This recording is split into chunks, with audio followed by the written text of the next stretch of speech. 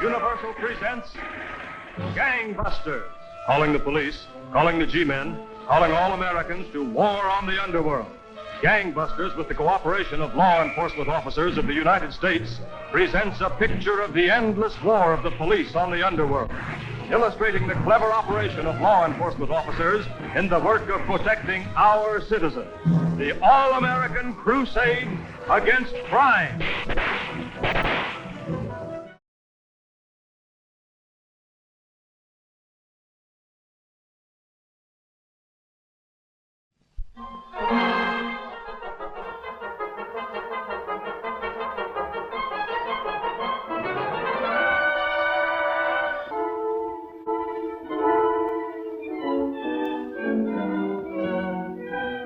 Years old, about my build, his black hair and blue eyes. Yeah, he got off here.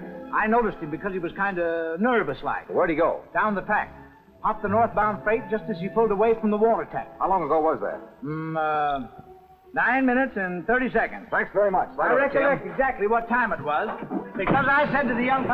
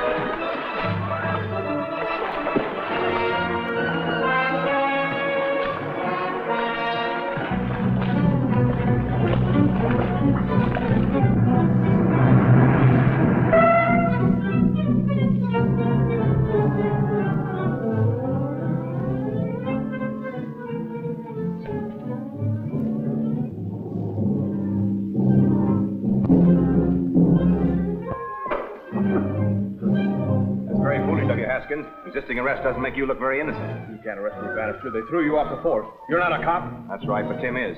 Here he comes now. Nice work, Phil. Come on, Haskins. Your troubles are just beginning.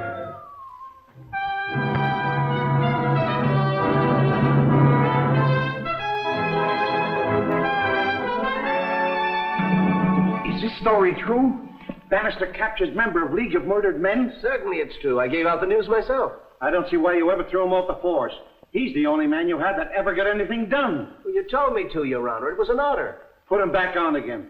And that's another order. Bannister again, eh? All right, Mr. Bannister.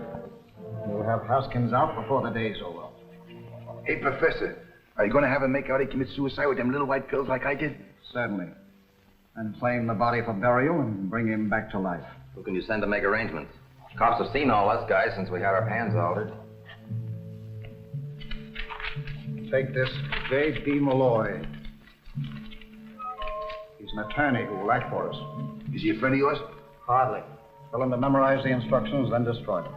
What makes you think he'll do it? I'm counting on you and Mr. Taboni to persuade him.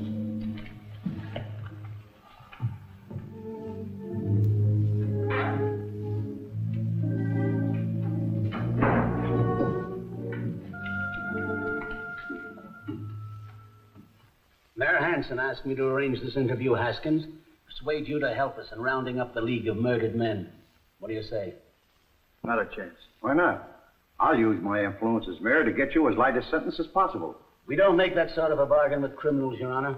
I don't want it anyway. The League wouldn't rat on me, and I won't rat on them. Do you mean to tell me you're more afraid of the League than the law? Sure I am.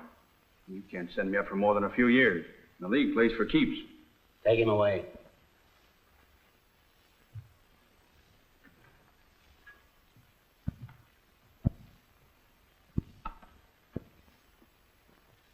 They just found this in Grubby's clothes, sewed in a coat lapel. Make anything of it, Bill? No. Know what's in it? No, they just found it. How about me taking it to the lab for analysis? Go ahead. Mind if they strip Haskins to the skin to see if he's got a duplicate? What makes you think he has one of them? He's psychic, Your Honor.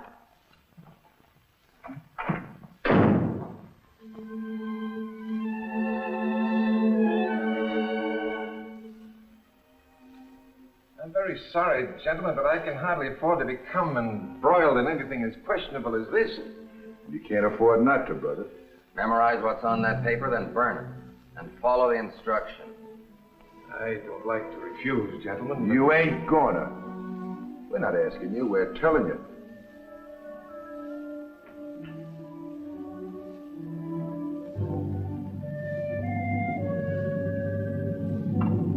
Yes, Mr. Malloy. Get Chief O'Brien for me at police headquarters. Yes, sir.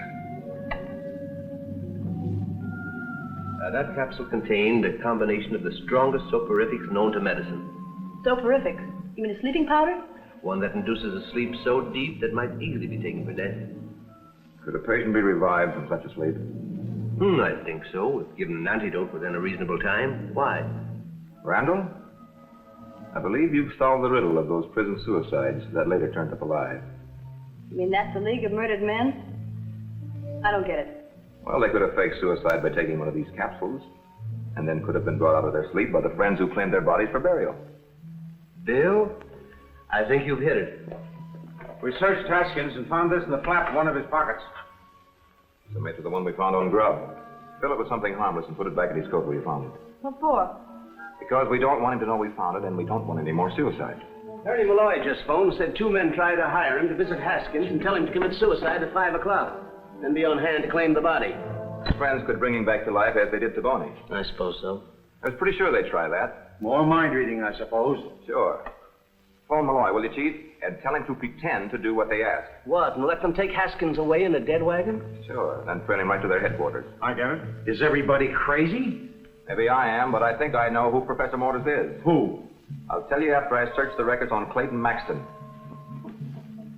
Who's Clayton Maxton? Sounds like an automobile horn, but that can't be right. Will somebody please tell me what this is all about? Get me J.B. Malloy and fast.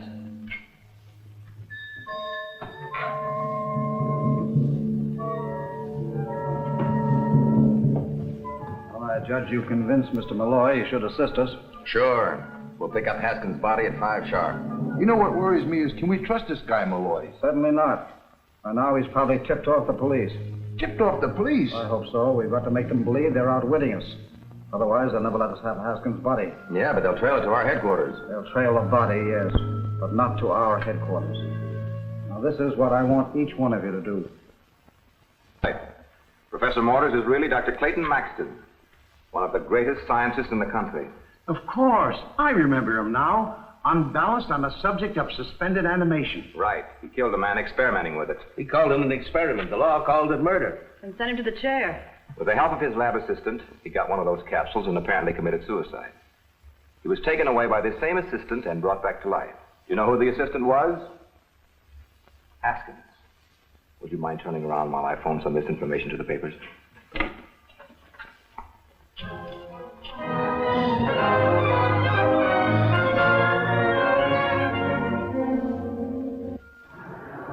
I wish this thing was over. I've got a mighty creepy feeling inside. Oh, forget it. Nothing can go wrong.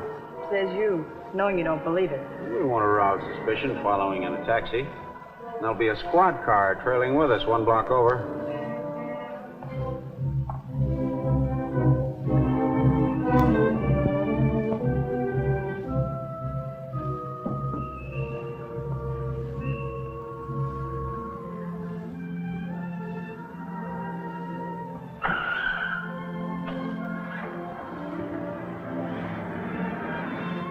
There it goes.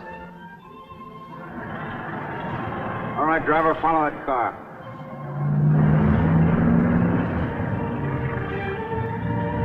Nolan calling car 18.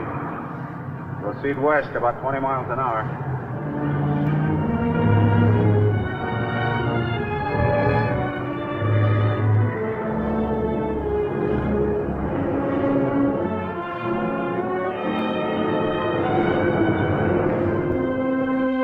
I've got an awful guilty feeling about letting Bannister tackle this harebrained scheme. You ought to have, after getting me to fire him off the force. Well, I told you to reinstate him afterward, didn't I? But he wouldn't come back. Neither would I in his place.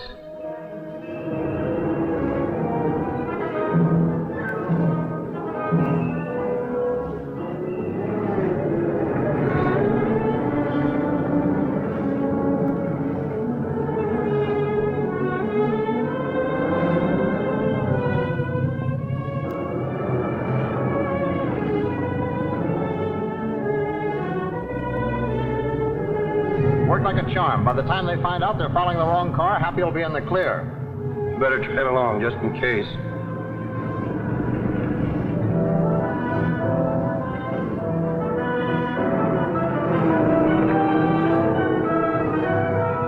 What's that for?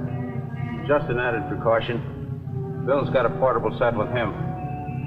I still don't get it. In case we lose the wagon, we pick up his beam and follow him that way. You know, like an airplane coming in the fog. Oh.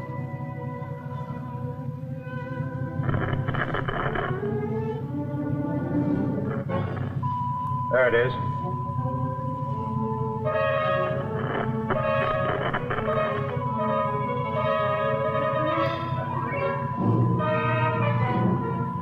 That's funny. Beam doesn't seem to come from the car ahead. Coming from back here and over to one side.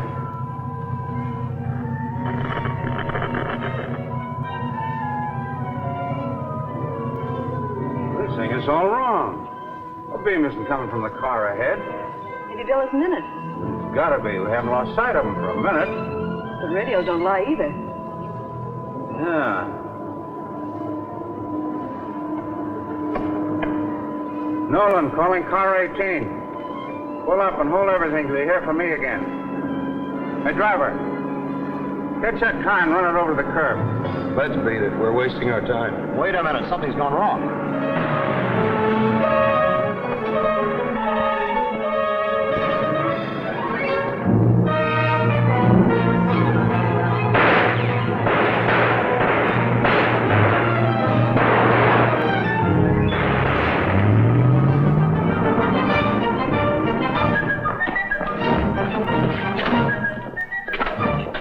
They switched wagons on us somehow. Bill's in the other one.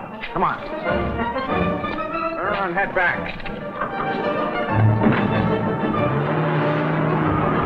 Nolan, calling car 18. Something's gone haywire. Double back.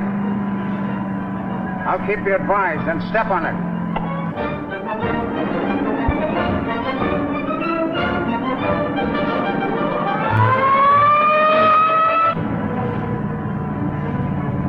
Driver, turn north the next corner.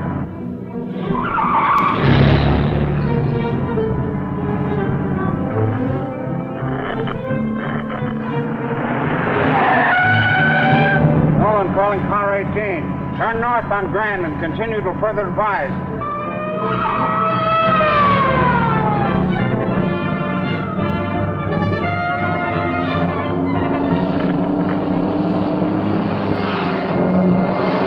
You're being followed.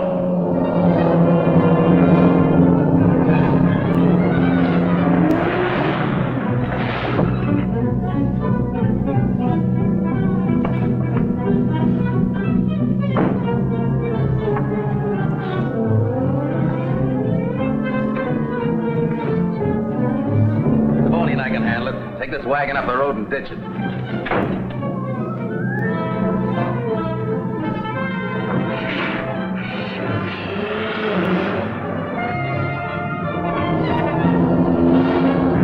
Calling for 18. Stay on Grand. We're on the beam again.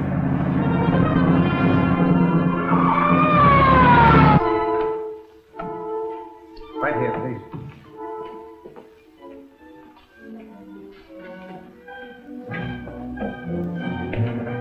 patrols, Mr. Holliday.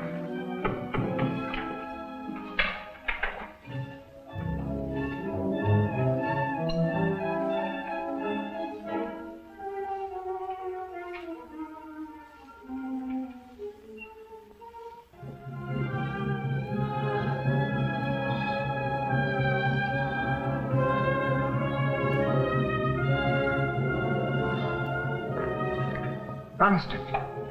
Well, Professor, I've been looking forward to this meeting for a long time. Hold everything, copper.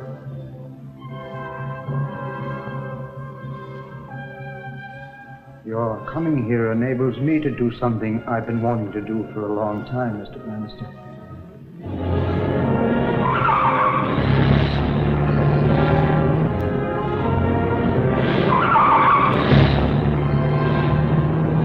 I'm going to put you to sleep. A sleep that can't be told from death. Then I'm going to bring you back to life again.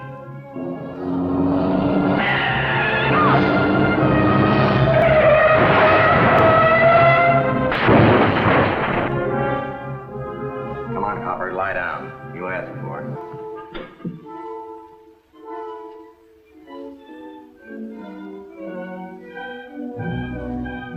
What's the sense in killing me if you're going to bring me back to life? To remain alive, you must repeat the treatment every few days.